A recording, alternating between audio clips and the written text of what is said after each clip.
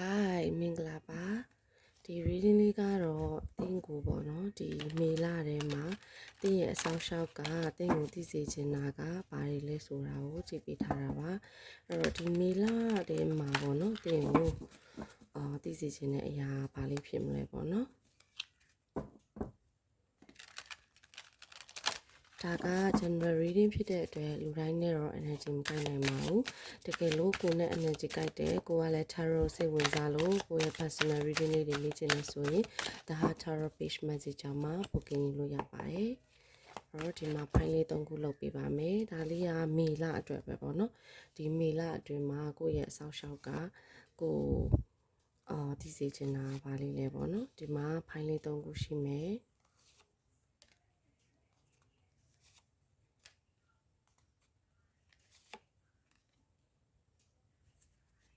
ဖိုင်လေး3ခုရှိပါမယ်ဒါလေးကတော့1ဒါလေးကတော့2ဒါလေးကတော့3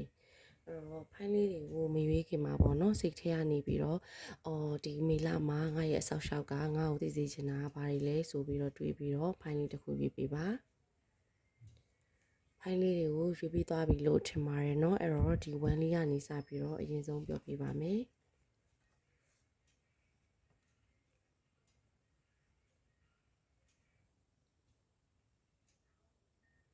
အရင်ဆုံးပေါ့နော်ဒီ1ကိုရွေးထားတဲ့သူလေးတွေကိုအရင်ပြောပါမယ်။တင်က1ကိုရွေးထားတယ်ဆိုရင်တင်ရဲ့အဆောက်အအုံကတင်ကိုသိစေချင်တာကကြတော့ပေါ့နော်။တင်ကဒီ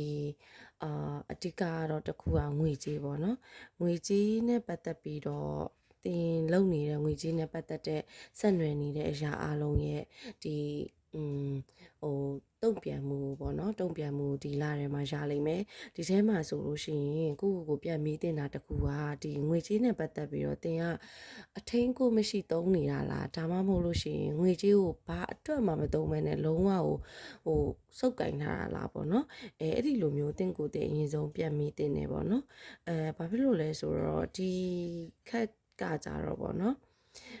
သူကတင့်ကိုပြောသိစေချင်တာကကြတော့အရန်ပဲ holding လုပ်ထားတာလည်းမကောင်းဘူးပေါ့ဥပမာငွေကိုလုံးဝဘယ်နေရာမှမသုံးဆဲပဲနဲ့တင်ထားတာကလည်းတင့်အတွက်အကျိုးမြတ်မရှိနေစေဘူးအဲ့လိုမဟုတ်ဘဲနဲ့အဲ့လိုအတားအဆီးမရှိသုံးနေတာကလည်းတင့်အတွက်အကျိုးမြတ်မရှိနေဘူးပေါ့နော်အဲ့တော့ဒီနှစ်ခုကိုဘယ်လိုအသုံးချရမလဲဆိုတော့ဒီလိုမျိုးidea ကောင်းနေပေါ့နော် balance ဖြစ်အောင်ဘယ်လိုလုပ်ရမလဲဆိုတာကိုတင်တွေးတင်နေပေါ့နော်အဲ့လိုမှသာလင်ဒီငွေနဲ့ပတ်သက်ပြီးတော့ဆက်ပြီးတော့တင်ကစားနိုင်မယ်ဒီငွေရနေပွားအောင်လုပ်နိုင်တာမျိုးဒီငွေနဲ့ပတ်သက်တဲ့တုံ့ပြန်မှုမျိုးရတာမျိုးတင်ဖြစ်လိမ့်မယ်ပေါ့နော်နောက်တစ်ခုကကြတော့တချို့လူတွေအတွက်ကကြတော့တဲ့ဒီမေလထဲမှာrelationship အသစ်တွေစတဲ့ပုံစံမျိုးလေးတွေတွေ့တယ်ပေါ့နော်တချို့ကကြတော့ဒီအရင်တုန်းက relationship မှာအဆင်မပြေတာတွေဖြစ်ခဲ့မယ်ဆိုရင်တောင်မှဒီမေလထဲမှာသူနဲ့ကိုယ်နဲ့ကြားထဲမှာ new emotion နဲ့ပေါ့နော်ဒီစိတ်ခံစားချက်အသစ်တွေနဲ့ပြန်ပြီးတော့ပြောင်းလဲသွားတာမျိုးအဲ့ဒီလိုမျိုးလေးတွေရှိလိမ့်မယ်တချို့ကကြတော့ဒီမေလထဲမှာsocial online တို့ဘာလို့ပေါ့နော်အဲ့ဒီကနေမှကိုယ် invite လုပ်တာမျိုးoffer လုပ်တာမျိုးအလုပ်ကင်ဖြစ် offer လုပ်တာမျိုး invite လုပ်တာမျိုးဒါမှမဟုတ်လို့ရှိရင်ကိုယ်စကားလာပြောတာတွေရှိတာမျိုးအဲ့ဒီလိုပုံစံမျိုးတွေဒီမေလထဲမှာရှိလာလိမ့်မယ်ပေါ့နော်ပြောရမယ်ဆိုရင် relationship နဲ့ပတ်သက်တဲ့ဒီစိတ်ခံစားချက်နဲ့ပတ်သက်ပြီးတော့လဲဒီဖိုင်ဝမ်ကိုရွေးတဲ့သူလေးတွေကမေလထဲမှာမိတ်ဆွေတဲ့လူတဲ့အဲ့ဒီလိုမျိုးတွေနဲ့ကြုံတွေ့ရတတ်တယ်ပေါ့နော်အဲ့တော့ဒါလေးကတော့တင်းရဲ့ဆောက်ရှောက်ကတင်းကိုသိစေခြင်းနဲ့ဝမ်းကိုရွေးချယ်ထားတဲ့သူလေးတွေအတွက်ပေါ့နော်အခုဒါလေးကတော့2ကိုရွေးချယ်ထားတဲ့သူလေးတွေအတွက်ပေါ့နော်2ကိုရွေးချယ်ထားတဲ့သူလေးတွေကကြတော့ဒီမေလထဲမှာပေါ့နော်2ကိုရွေးချယ်ထားတဲ့သူလေးတွေကကြတော့ဒီတင်ကအရန်ကိုပေါ့နော်အလုတ်ကြိုးစားတယ်အလုတ်ကိုသူများထက်ပိုပြီးတော့လုပ်တဲ့သူတွေမှာပါဝင်နေပေါ့နော်ဒီဖိုင်ထူကိုရွေးတဲ့သူလေးတွေကအခုဒီမေလာကလည်းပေါ့နော်တင်းရဲ့ဒီ dream တွေကိုတင်းကအရန်ကိုစူးစမ်းရတဲ့အတွက်တင်းရဲ့အိမ်မက်တွေတင်းရဲ့အနာဂတ် plan တွေပေါ့နော်အဲ့ဒီအရာတွေအတွက်အရန်ကိုသူက provide ဖြစ်စေတယ်တင်းကစူးစမ်းတဲ့အတွက် ဒီမေလဟာတင်အတွက်ကောင်းမွန်တယ်တင်လုပ်ခဲ့တဲ့အရာတွေရဲ့အကျိုးမြတ်တွေအကုန်လုံးဒီလထဲမှာတင်တွေ့လိမ့်မယ်ပေါ့နော်ကိုလုပ်ခဲ့တဲ့အရာတွေရဲ့ကောင်းခြင်းဆိုးခြင်းတွေကိုဒီလထဲမှာတင်တွေ့ရလိမ့်မယ်ပြောရမယ်ဆိုရင်တင်ကအလုပ်အရန်ကိုစူးစမ်းတဲ့သူလို့ပြောလို့ရတယ်ပေါ့နော်အဲ့ဒီအတွက်တင်ရဲ့အဆောက်အအုံကတင်ကိုစူးစမ်းတဲ့တင်စူးစမ်းမှုအတိမတ်ပြုတဲ့အတွက်ပေါ့နော်သူကတင်ကိုဒီတင်အတွက်တင်ရဲ့အိမ်မက်တွေကိုအကောင့်တွေဖော်ပြီးတဲ့အရာတစ်ခုကိုတင်အတွက် gift အနေနဲ့သူပေးမယ်ပေါ့နော်ဒါတင်ရဲ့ဆောက်ရှောက်ကတင်ကိုသိစေချင်တယ်နောက်တစ်ခုကကြတော့ဒီထူးကိုရွေးတဲ့သူလေးတွေကပေါ့နော်တော်တော်များများကလေဒီနှက်ကက်လုံးရဲ့ energy ကဆက်ဆက်တယ်နှက်ကက်လုံးမှာလည်းတင်ကအရန်ကိုအလုပ်ကြိုးစားတယ်လို့ပါတယ်ပေါ့နော်ဒီနှက်ကက်လုံးမှာလည်း energy ကတူတယ်လို့ပြောလို့ရတယ်အရန်ကိုအလုပ်ကြိုးစားတဲ့အခါမှာဘယ်လိုမျိုးလဲဆိုတော့အိတ်လေဒီစိတ်သွားလေဒီစိတ်စားလေဒီစိတ်ဖြစ်နေတဲ့အခါမှာတင့်အတွက်တကယ် peace ဖြစ်တဲ့အနေအချိန်လေးကနဲနေတယ်လို့ယူဆလို့ရတယ်ပေါ့နော်ဒါအဲ့တော့တင့်အဆောင်ရှောက်ကပြောချင်တာကတင်ဒီအလုပ်ကြိုးစားတာမှန်တယ်တင်ကအလုပ်ကြိုးစားတာမှန်တယ်ဒါပေမဲ့တင့်အတွက်လည်းအနားယူဖို့လိုအပ်တယ်ပေါ့နော်အဲ့တော့ကိုပြောရွှင်တဲ့အရာလေးတွေလုပ်တင်တယ်ဥပမာကိုကကိုအတွက်နားတဲ့အချိန်လေးရှိတင်တယ်အနားယူတင်တယ်ခီးတွေပါထွက်တင်တယ်တငယ်ချင်းတွေပါနဲ့တွေ့ဆုံတင်တယ်တချို့ဆိုလို့ရှိရင်ဒီထဲမှာဆိုရင်ကိုအတွက်ပေါ့ကိုရဲ့ဒီအောင်မြင်မှုတစ်ခုကိုပေါ့နော်celebrate လုပ်တဲ့ပုံစံမျိုးလေးတွေကျင်းပတဲ့အနေအထားလေးတွေ့တယ်လူတချို့အတွက်ကတော့ဒီမှာသတင်းကောင်းတွေကြားရတတ်တယ်ပေါ့နော် engagement ပေါ့ဥပမာrelationship မှာဆိုရင်တစ်ဖက်လူနဲ့ကိုယ်နဲ့ဒုတိယအဆင့်ကိုတက်လန်းသွားတယ်စိတ်ဆက်ကြောင်းလန်းတာမျိုးမိဘတွေကိုအတိပေးတာမျိုးဒါမှမဟုတ်ရှင်မင်္ဂလာပွဲအတွက်ကြိုတင်ပြီးတော့တိုင်မြင်တာမျိုးပေါ့နော်တချို့ဆိုလို့ရှိရင်ကိုကမြေတို့အိမ်တို့အဲ့လိုမျိုးအရာတွေဝယ်တဲ့ပုံစံမျိုးလေးလည်းတွေ့တယ်ပေါ့နော်တချို့အိမ်တော်ရေးတွေဆိုရင်လည်းဒီမေလထဲမှာအဲ့လိုကလေးတွေပါတွေရတာမျိုးမွေးဖွားတာမျိုးအဲ့လိုမျိုးလေးလည်းတွေ့တယ်အဲ့တော့ဒါကတော့ဒီဖိုင်ထူရွေးထားတဲ့သူလေးတွေရဲ့မီလာအတွက်ကိုယ့်ရဲ့ဆောက်ရှောက်ကကိုသိစီချင်တာလေးတွေပေါ့နော်အဲ့တော့အခုဒါလေးက3ပါတင်က3ကိုရွေးထားတယ်ဆိုလို့ရှိရင်ထူးထူးခြားခြားပေါ့နော်ဒီ5123မှာ3ကကြတော့ငွေကြေးအရင်ပါတယ်အဲ့တော့3ကိုရွေးချယ်တဲ့သူလေးတွေကကိုယ့်ရဲ့အုံနောက်ထဲမှာအမြဲတမ်းငွေပဲဖြစ်နေရလားပေါ့နော်တကယ်လို့ကိုယ်တိုင်ကလည်းတကယ်ငွေအကြောင်းပတ်စံအကြောင်းစဉ်းစားနေရယ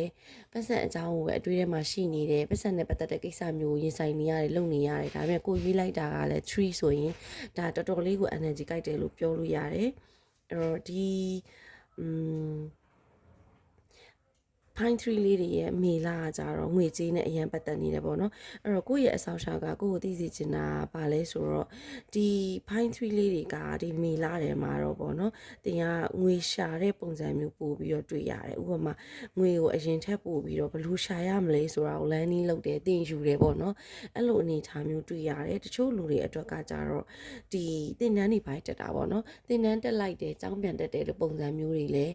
းဒီအဆောက်အအုံကမြင်နေပေါ့တင်တန်းတက်တယ်ဆိုတာကလည်းဥပမာကိုကဒီယာဒူကနေနောက်ယာဒူတစ်ခုသွားဖို့အတွက်ကိုဒီရေချင်းတွေကိုမှရှိဖို့လိုအပ်တယ်အဲ့အတွက်ကိုဒီတန်းကိုတက်ရမယ်အဲ့ဒီလိုပုံစံမျိုးပေါ့နော်ပြောရရင်တော့ငွေရှာဖို့အတွက်ကိုငွေကြေးရှာဖို့အတွက်ကိုမှလိုအပ်တဲ့ skill တွေကိုဖြည့်တာပေါ့နော် skill တွေကိုဖြည့်တာမျိုးနောက်တစ်ခုကအဲ့လိုမဟုတ်ဘူးငွေကိုငွေနဲ့ကစားတာမျိုးအဲ့ဒီလိုမျိုးလေးတော့ဒီကိုရဲ့ဆောက်ရှာကိုမြင်တယ်လို့ပုံစံလေးတွေ့ရတယ်ပေါ့နော်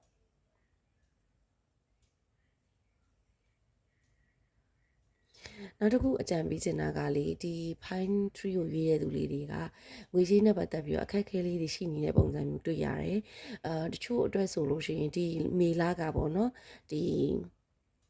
ီဘယ်လိုပြောရမလဲ good time to change your job လို့တောင်ပြောလို့ရတယ်ဒီမေလာဒီတင်အလုပ်ပြောင်းမယ်ဆိုလို့ရှိရင်တင်တို့အကောင်းဆုံး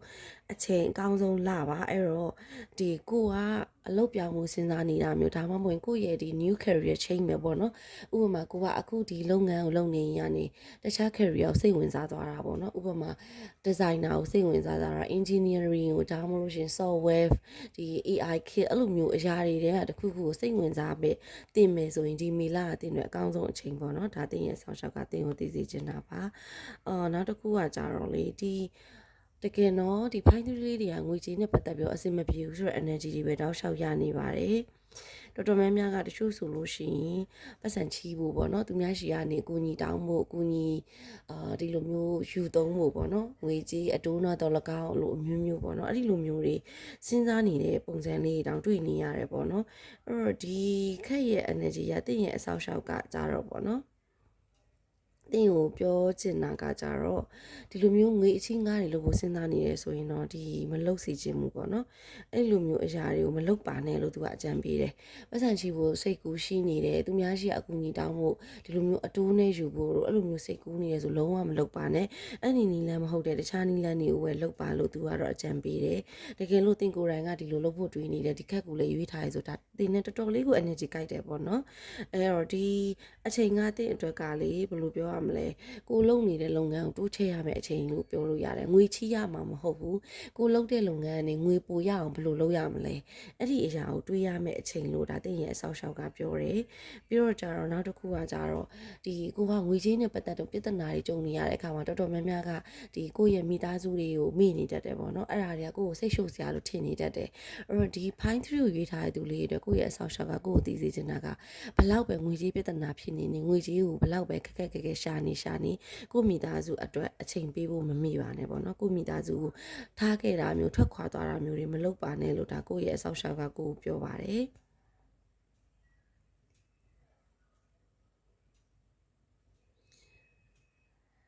ဒါလေးကတော့ဒါ point 3ရွေးချယ်ထားတဲ့သူလေးတွေအတွက်ပေါ့နော်တကယ်လို့ကိုနဲ့ energy ကြိုက်တယ် tarot စိတ်ဝင်စားလို့ personal reading လေးတွေမြင်ချင်နေဆိုရင်ဒါ tarot page မှာ booking လုပ်ရပါတယ်ကျေးဇူးတင်ပါတယ်